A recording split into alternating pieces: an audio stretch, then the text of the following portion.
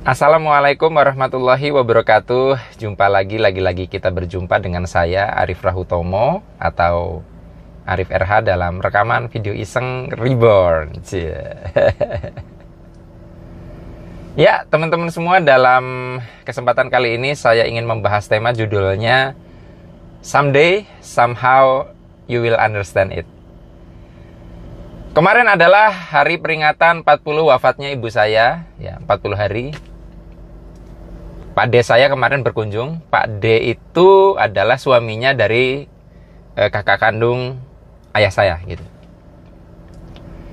Banyak obrolan di antara kami, walaupun ada physical distancing antara saya dengan Pak D, tapi obrolannya intim. Dan yang paling membekas adalah kejadian sewaktu saya itu ceritanya lulus SMA. Waktu itu saya SMA masih di Indramayu. Ayah saya pernah merantau di Indramayu. Dan saya bercita-cita ingin kuliah di UGM. Karena saya melihat bahwa kalau orang UGM itu peluang suksesnya besar. UGM itu Universitas Gadjah Mada ya, di Jogja. Dan Pak D itu adalah salah satu role model menurut saya, orang yang sukses membesarkan anak-anaknya. Karena semuanya anaknya ya itu sukses.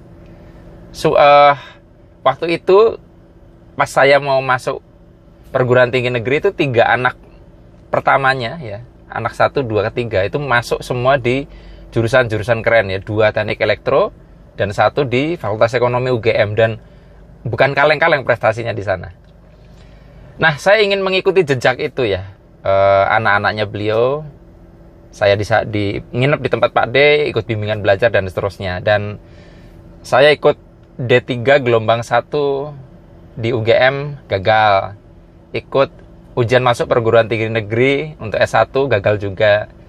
Ikut lagi D3 gelombang 2, gagal lagi gitu loh. Saya masih ingat waktu itu megang koran pengumuman D3 gelombang kedua. Itu adalah untuk kesekian kalinya saya memegang koran dengan lesu. Saya duduk di anak tangga. Jadi beliau rumahnya 2 lantai. Saya biasanya tidur di lantai 2, saya duduk di situ. Lesu gitu, lunglai gitu loh. Pada saya dengan wajahnya yang sangat ramah ya, sangat cool, kalem gitu, nggak terlalu banyak berkata. Dia cuma memegang pundak saya terus ngomong, "Di Arif," ya dia bilang, "Di Arif, jalan hidup setiap orang itu tidak sama. Jalan hidup kamu tidak harus sama dengan anak-anaknya Pak D." Saya ulangi ya, "Di Arif, jalan hidup setiap orang itu tidak sama. Jadi jalan hidup kamu itu tidak harus sama dengan jalan hidup anak-anak Pak D." Saat itu sih saya, alah apa sih, lu nggak ngerasain, nggak pernah ikut ujian masuk perguruan tinggi, nggak ngerasain gagalnya gitu. Ego saya sebagai seorang remaja. Karena waktu itu saya merasakan sudah nggak ada harapan lagi. Walaupun tahun depannya saya terketerima di perguruan tinggi negeri tapi bukan UGM. Dan saya merasa gagal, tetap masih merasa gagal. Jadi apa gue gitu. Yang kuliah di UGM aja belum tentu sukses, apalagi di universitas negeri yang ini gitu. Udah gitu saya kuliah 8 tahun kan. Yang Anda udah baca buku saya, Kitab Ilmu Vibrasi, ceritanya lengkap di situ. Tentang saya kenapa molor nggak lulus-lulus kuliah ya. Wis tambah gelap itu. Yang ternyata dalam 4 tahun kenapa saya molor kuliah itu, saya berproses dengan sangat luar biasa. Berproses secara spiritual, mental, paradigma, mindset, sehingga mencetak saya hari ini. Sehingga saya menjalani satu jalan yang nggak pernah terpikirkan waktu saya remaja saat itu.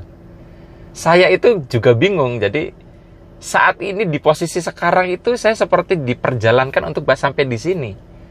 Saya tidak berpikir bahwa nanti jadi begini. Karena bayangan saya adalah ya waktu pas kuliah itu ya jadi dosen.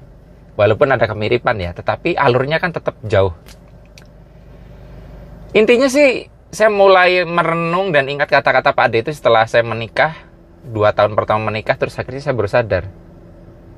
Iya ya. Saya masih ingat waktu itu saya sambil nyetir mobil.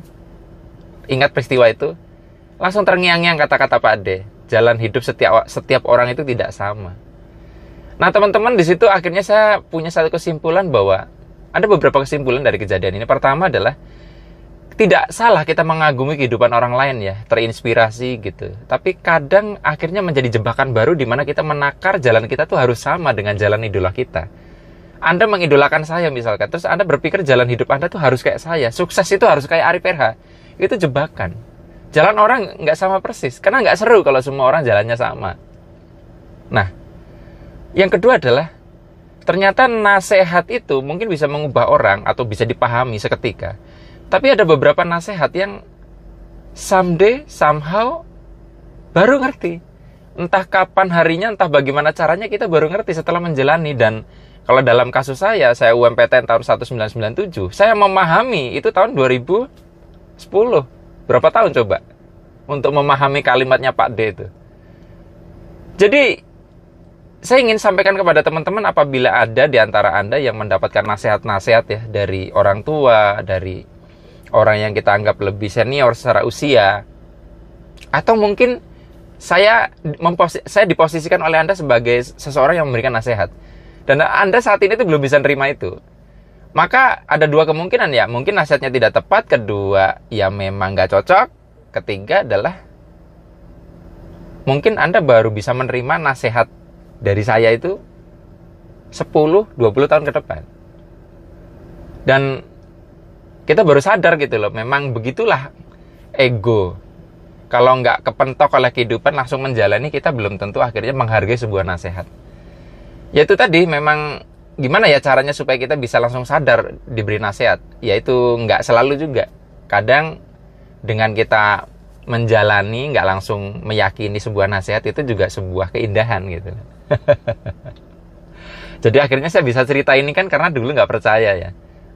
Perjalanan saya memahami nasihat itu lama, sehingga akhirnya ceritanya juga ada rasanya, ada satu ceritanya kayak gitu. Mungkin ini teman-teman semua yang bisa saya bagikan dalam kesempatan hari ini. Mudah-mudahan bermanfaat. Kalau hari ini dirasa tidak bermanfaat, someday, somehow mungkin bermanfaat. Saya akhiri, billahi taufik wal hidayah. Wassalamualaikum warahmatullahi wabarakatuh. See you.